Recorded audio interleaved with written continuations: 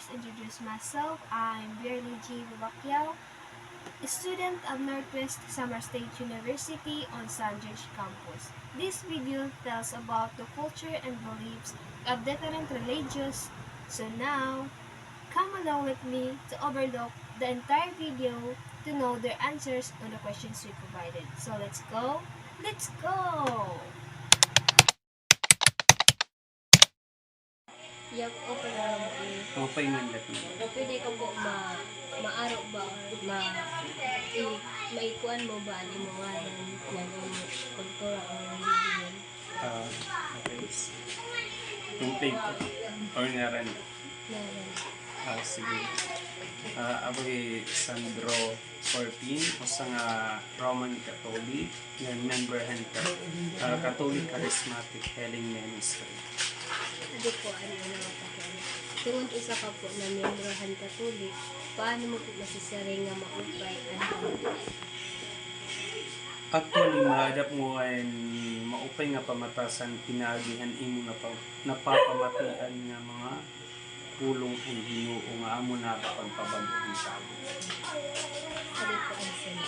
Nangitan po nga mga mag-upay na pamatasan, nakakabulig ba iton haimo adlaw-adlaw nga kinabuhi tungod kay usa ka nga membro han Katolik.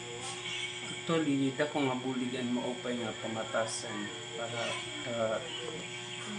adlaw-adlaw nga panginabuhi. Lalo na kung igin ada nimo pagrespeto nga pagigugma nga kanang kasita. Asunod po, haiyo po relihiyon, may da ba kang mga ritual nga ginubuhat nga magigiya haiyo sitwasyon kada adlaw? Actually, ritual ba tawag? Diri siguro. Kay actually yan Santos nga misa sa itong nga dako kay importante amon na relihiyon bilang Roman Catholic. Kailangan namon nakakarawat termi kahit ako sa kasiman o sa kabisis dako ka importante itong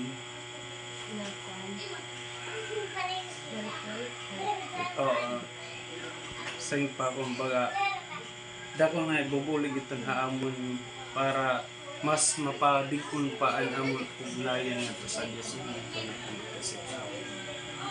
Haiyo po relihiyon, paano po masisirain mo na mali ang tama ang relihiyon?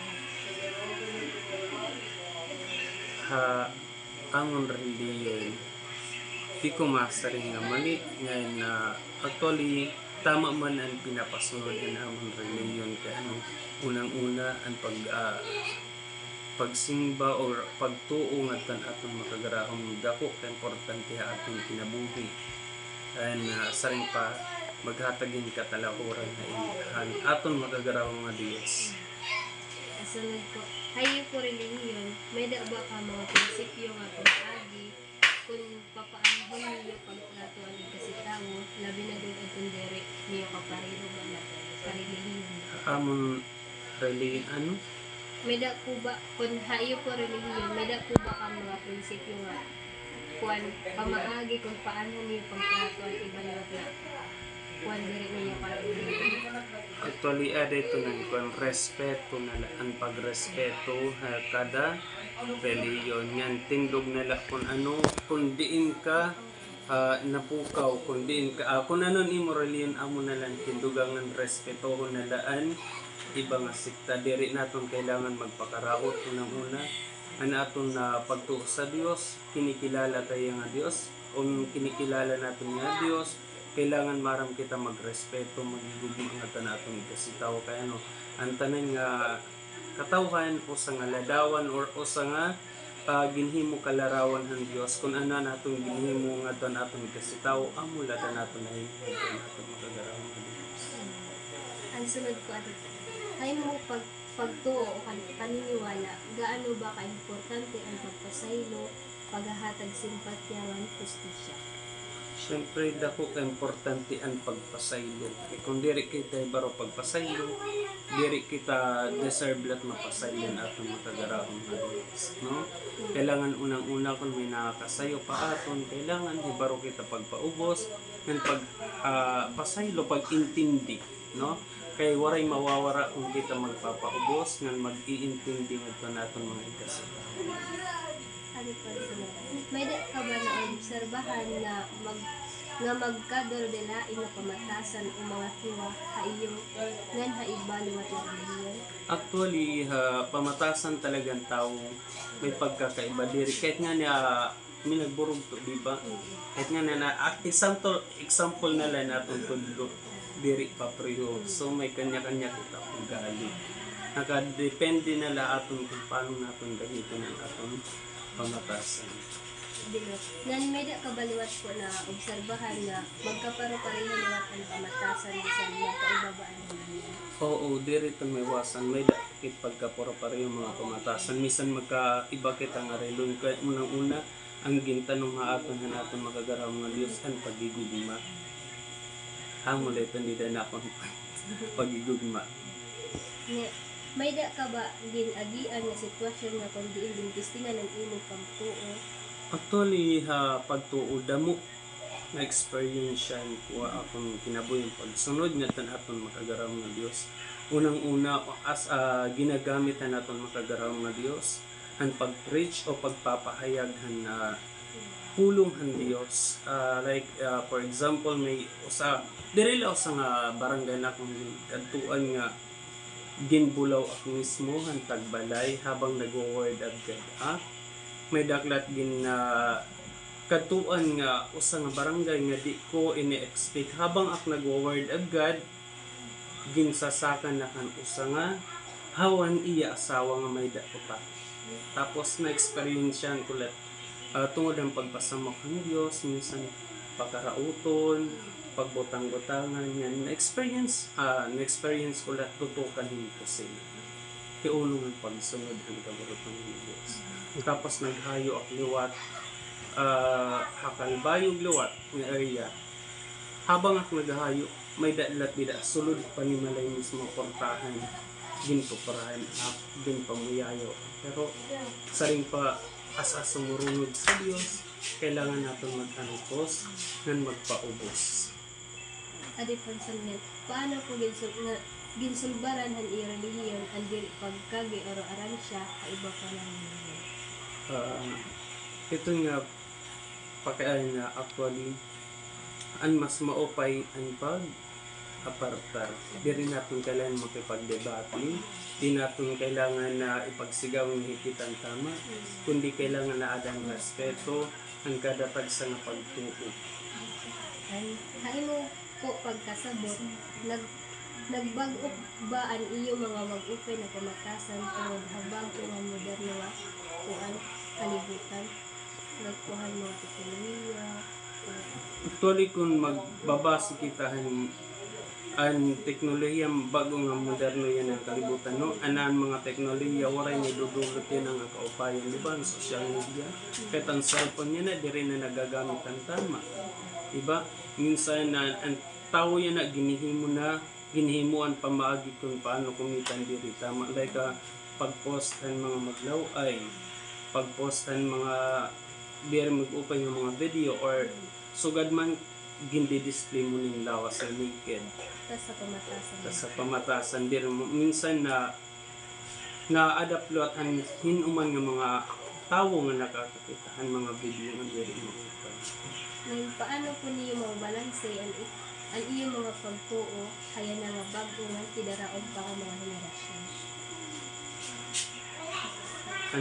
Paano mababalanse ang pagtuungan ng tidaraon pang henerasyon? Simple lang. Kapag tuuli, kailangan itong diri, kailangan natin wad kung hatong pinapili. Nga da ha, tidaraon pa nga henerasyon, mas kailangan mas mag-improve pa. Saring pa kung kita nag-ampok, mas maging mainampuon pa kita. Higit daw ko ka-importante ang pag-hatag ng oras, panahon nga tanakong magagarahong ng Diyos. Kaino po kalugaringan na opinion, may da ba mga mag-upay na pamatasan upang iwa kayo relihiyon nga angay ipaambit kakadaman? Oo, maupay nga pamatasan nga angay ipaangbit.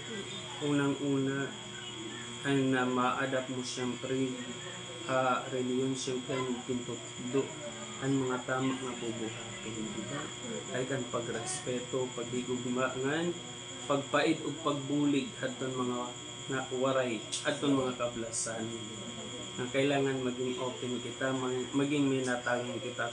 Diri ha atong pagtuo diri naton diri makikita ang tinuod nga natuo sa Dios kung diri makikita sa maupay nga binuhatan. Nga natuod ka ba nga may liwat mag-upay nga pamatasan ng pangiwa nga angay mahibaruan handa tanan. Oo, nita. Nga last po, may da po ba kuan angay ipahibaro mahitungod iyong mga gintutuuhan ha iyo relihiyon nga haimo pagsabot makaupay ini. Oo, dako. Importante nga may tutdo. May baruan about han aton tinutuuhan. No? Pakiotro na medyo nalilisan. May da po ba angay ipahibaro mahitungod iyong mga gintuuhan na iyo relihiyon nga haimo pagkasabot makaupay ini ha Igintututdo kung igtutdo hakadatag sa nga makakaupay atong kalibutan kay ano naton niya na sitwasyon na kalibutan lalo ng kabataan mo saring pa namumuhay ng teknolohiya mga gadget, di ba? Kailangan kay pipira na yan na ang mga tao nga ninunumdum yung pagpasalamat pagdayaw nga ton atong makagaraw nga Diyos sanggit minsan ang mga tao ninunumdum na ang Diyos kung may problema o may mga kalamidad nga naabot. Kaya kailangan diri wadon haaton or lalo na ang mga nagtutubo yan nga kailangan mas mapahiran to sa Dios nga igtutdo haira nga dako ka importante ang simba, pag-ampo nga nang pagigugma sa Dios. Ingat ka natin kasi karon.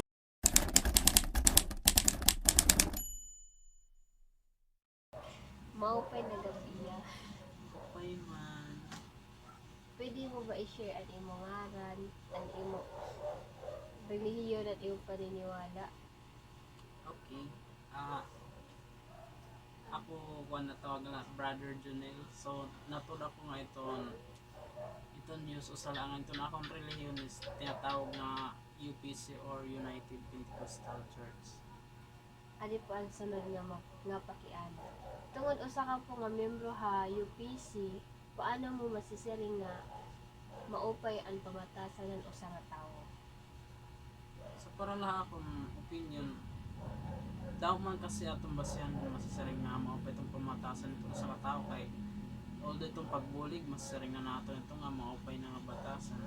But kung relihiyon naton pagbabasihan, depende na talaga ito sa tao kay bisan ano ka nga relihiyon kung talaga itong batasan ito pag-usapan diri naton mapupuan masasaring kung tama. Adi po ni kaduha. Ngan hiton nga mga mayda mag-upay na pamatasan, nakakabulig ba iton ha imo adlaw-adlaw nga kinabuhi tungod kay usa ka hiton ang membro? Oo, para akong opinion siguro kung nakakabulig ito ay sugars pa siguro tanan nga buotang ka ibang nga tao. So once nga nagpapakita kayo maupay ibang nga tao, ito naging reflect kayo mo di maupay lahat buhaton para hain. So kung para iton kung pag pag sunod itong golden rule nga kung anong buhaton na iba sa di bubuhat tayo. Adi po ni katulo. Ha iyo relihiyon may dagba ka mga ritual or practices nga ginbubuhat nga magigiha iyo sitwasyon na kada adlaw?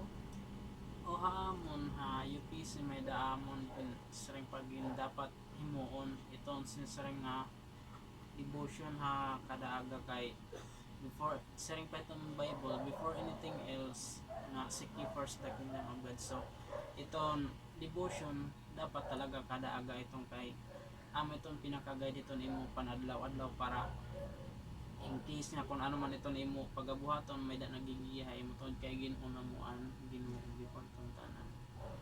Ang sunod po is ha iyo po relihiyon, paano masisiring nga mali or tama ang ginbubuhatan usa nga tawo?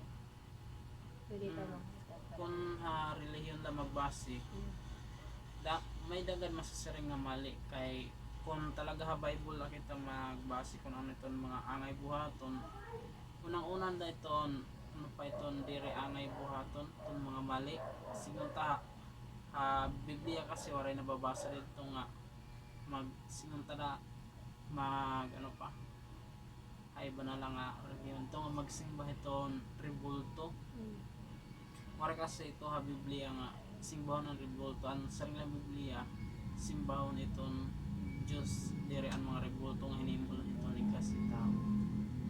Ang sunod is, haibo relihiyon, may da ba ka mga prinsipyo nga pamaagi kung papaanhon niyo pagtrato ani kasi tao labi na adton diri niyo ka relihiyon. Mainom naman itong pagtratar itong tao, it's either karelihiyon mo or diri, dapat is sinasaring la pantay-pantay. Kay as a Christian, ginusunod natin itong kuhan, pamaagihan natong Ginoo mababasa man ito naton ang una nga panahon nga itong Ginoo diriya na ano pa na ito napabor iton magyaman diri lot yan napabor itong pobre but pantay-pantay la. So bilang tao nga nato kan atong Ginoo dapat ganun gihapon ito natong buhaton pantay-pantay la either ka relihiyon mo or diri dapat pantay. Haibo pagtuo nga paniniwala, gaano ka importante ang pagpasaylo, paghatag simpatya nga hustisya.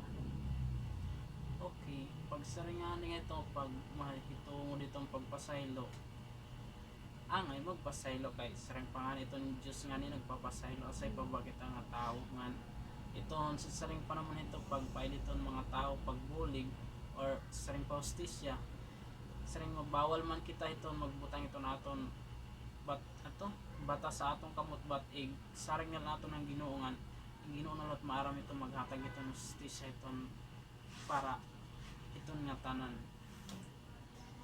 Sunod is, may da ka ba na obserbahan nga magkaduro dilain nga kumatasan o mga kiwa haiyungan, haibaliwat nga relihiyon. Oo, damo nga po nito kay sinanto na lang itong pagkadamo itong tao magkaiba-iba ko talaga tira paniniwala sing panaton ha usang reliyon dire itong saringida nga tanan o usala itong tuyo may dala ito iba nagkukuan la nag-observe tapos ito iba nagkukuan la bagal may kinitaan may dala sinubad so kung kuan man dire talaga natin magsasaring kung ano ba kay magkaiba-iba ko itong tao. Yan may da liwat ba pagkaparo-pareho? Oo, siguro naton nga ka naman siguro relihiyon na to nga ay Ginoo. Direla may dala Trinitarian, may duha, may tulo, may usa. Asala siguro to pagkaparparo nga nato og Ginoo. Ngan, may da ka ba na ginagian nga sitwasyon nga kundiin din testingan ang imong pagtuo? Haamon hayo pieces mas rin ko may da iton saring na lang natin itong pinaka-common lang nga trials ito no sa nga UPC kuan member kay ha UPC bawal kasi mag-inom so it pinaka-common ito diba may da mga tao talaga nga hindi tinistingan kapag painom labi na kung nato kahit itong ibang lugar da ito gintatry ito sa saring pae mo pagkuan pagtuo kung mapadara ka or dire amo lang itong pinaka-common. And paano mo ginsulbaran ito niya nga kuan? Di mo ginagian.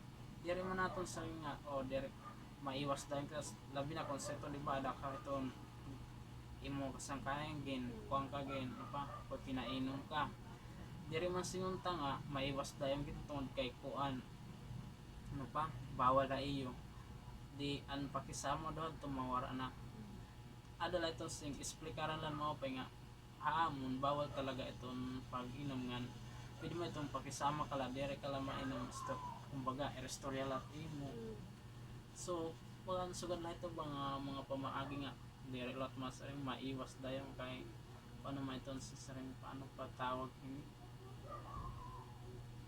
tawag ito lang sinanta nala waray ba waray kuan respeto nala haiba And haay mo pagkasabot Nagbag-o ba an mga mag-upay na pamatasan tungod ha bag-ongan moderno nga kalibutan?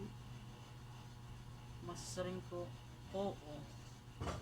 May da nag-iiba tungod kay minsan una di ba prioritize iton pagdaray tong Bible, but yan ang mga adlaw dire na Bible tong bit-bit kay mga cellphone na. Pero ang mga cellphone may mga Bible. Amo lang ito pinakausang pinagkaiba una nga ayan nga panahon. Ngan paano niyo mabalanse ang iyong mga pagtuo haya na nga bag-ongan tidaraon pang henerasyon? Siguro ang ngayon igbalance tungod kay di ba pabago-bago man itong teknolohiya baga nati kaigbaw man kung ano itong paniniwala iton among relihiyon nga kung ano dapat sundon hitungod iton pagsimba or panggios or mga angay buhaton iton usang Kristiyanon dapat diri lot igbulag iton mga gintutuuhan di da Biblia kay magsimpa mag-iba ma itong panahon kung iti mo pagtuad ha Ginoo diri mo ito babalyuan. Ngan haimo kalugaringon nga opinyon, may da ba mga mag-upay nga pamatasan o pangiwa ha iyo relihiyon nga angay ipaangbit ha kadaman? Ang pangita kadalman siguro nga tanan man siguro nga tawad ito kuan anapon la maipupoint pida is an may pangbit la is kung ano itong dapat kung ano dapat adha Biblia amo la itong sundon kay siguro nga tanan man di ba nga tanan nga relihiyon nagbabasa ang Biblia dapat diri la bumasa itong usang ano pa bersikulo dapat basahon tanan basi makuan may baroan iton bugos nga Biblia base amo pagsundon diri iton mga kalugaringon lang nga mga rules.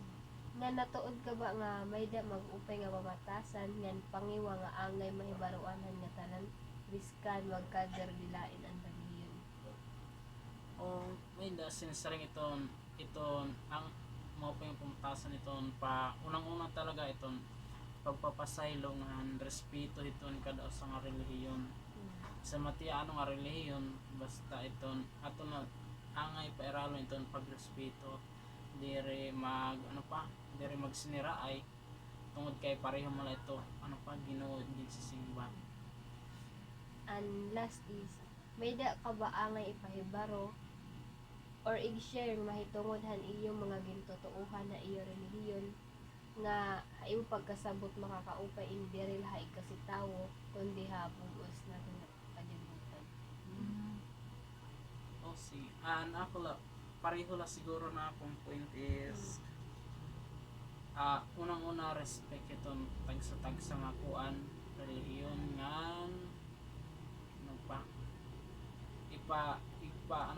itong pagtratar lot iton kasi tao dapat kuan la dere sing tuman kuan niya so ito ti relihiyon dapat dere tratuhin mo pay dere naton i-judge iton iba para mato na magsarangkay diri makamay ito paprehiton usa nga ato usa lang nga relihiyon but padayon niyo kuan tungod dito di dito nagpapakita itong respeto nga pagkamayadahin diri maging judge iton matag usa nga relihiyon. Yan amo lang po. Thank you. The difference between those two religions that I've interviewed is in Roman Catholic, naniniwala sila sa mga saints, but all of those saints, they have only one God. While in UPC, wala silang pinaniniwalaang rebulto, only si Jesus lang po ang kanilang sinasamba. The similarities naman of those two religions is they have faith and praise in one God, and also be respectful sa iba kahit di ka relihiyon. Panatilihin mong rumespeto sa kung anuman ang kanilang pinaniniwalaan, dahil sabi nga sa Golden Rule na huwag mong gawin sa iba kung ayaw mong gawin rin sa iyo. Lalo na sa ating modernong panahon, makikita mo ang kaibahan ng noon at ngayon. Marahil alam nyo na ang mga kabataan ngayon ay hindi na malapit sa ating Diyos. Hindi na binibigyang halaga ang pagsamba. Huwag po nating kakalimutan na ang kasiyahang dulot ng ating mundo ay hindi panghabang buhay. Bagkus gawin po natin ang ikakasaya ng ating Diyos. Kung minsan ka lang manalangin, gawin mo ito lagi. Palagi mong unahin ng Diyos dahil sabi pa nga, as long as you keep God first in your life, you'll forever be blessed.